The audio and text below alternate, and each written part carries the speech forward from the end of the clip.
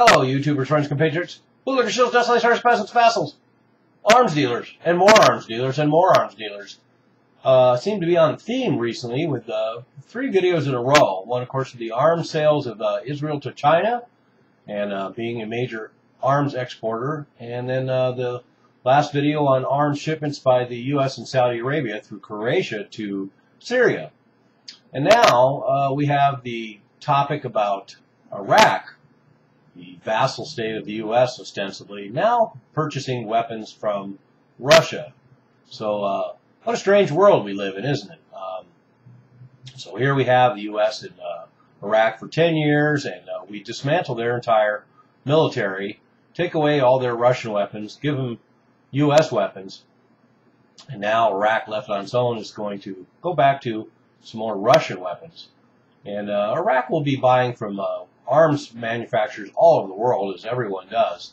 But this is particularly ironic in light of the U.S. relationship with Iraq. So it turns out the Russian-Iraqi Commission on Cooperation is going to have their 4th meeting. They've had 3 meetings in Moscow so far.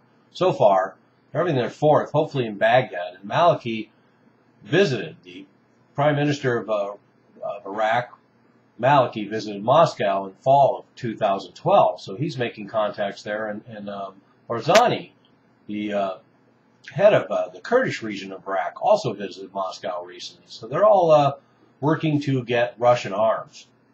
And of course, there was a little controversy when Kurdish region tried to get Russian weapons on their own, but they're managing to get Russian weapons and undoubtedly getting weapons from all sorts of bad actors, both in the through official routes and unofficial routes. So the Russian-Iraqi Commission on Cooperation is dealing with, what a surprise, oil, arms, and investment.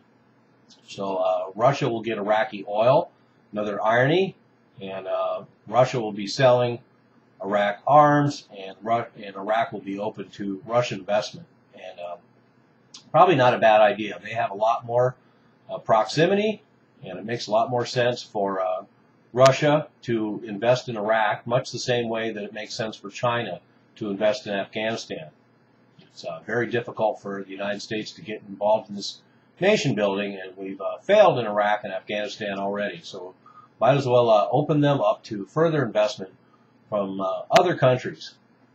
And another magnanimous gesture, Russia just forgave Iraq all of its multi-billion-dollar debt that it had to Russia, because Iraq and Russia, of course, have a long relationship, and the interruption of the U.S. war will not change that in the long run. And in fact, an Iraqi spokesman said that, quote, naturally, Iraq needs to acquire weapons and modernize its army and military equipment. It is our lawful right. The Iraqi army has in its arsenal a lot of arms produced in Russia, unquote. So it makes a lot of sense for them to work with equipment they've already had experience with and know well, and can integrate with the military they already have. And then another quote is, as far as the signed contracts go that deal with the acquisition of weapons in Russia, they have not been canceled, unquote. So recent controversy about Russian weapon sales to Iraq made it sound like the deals had been canceled, but as we can see from that quote, not exactly. And in fact, the first supplies will commence as soon as the financial issue is resolved. From that same Iraqi spokesman, he said, I believe that the first shipment of weapons from Russia to Iraq will start before the summer. And spring is upon us, so those weapons will be arriving. And he said no jet aircraft, but they're going to get attack helicopters and missile defense batteries. So we're talking about some fairly sophisticated weapons. And Iraq is supposedly going to be buying U.S. F-16 fighters starting in 2014. But we'll see how that goes. And this is an interesting story in a number of ways, because once again it shows the complexity of geopolitical relationships and how the relationships of the governments and the corporations around the world often cross wires and show different sorts of agendas. So Iraq now, after this incursion by the U.S., is now free to go back and buy arms from whoever it wants to and reconstruct its country in much the same models it had previously, only with a more subservient government. And this also shows this complex relationship about who are the real friends and who are the real enemies, and how corporations can really pretty much profit from all sides. And this is another example of that.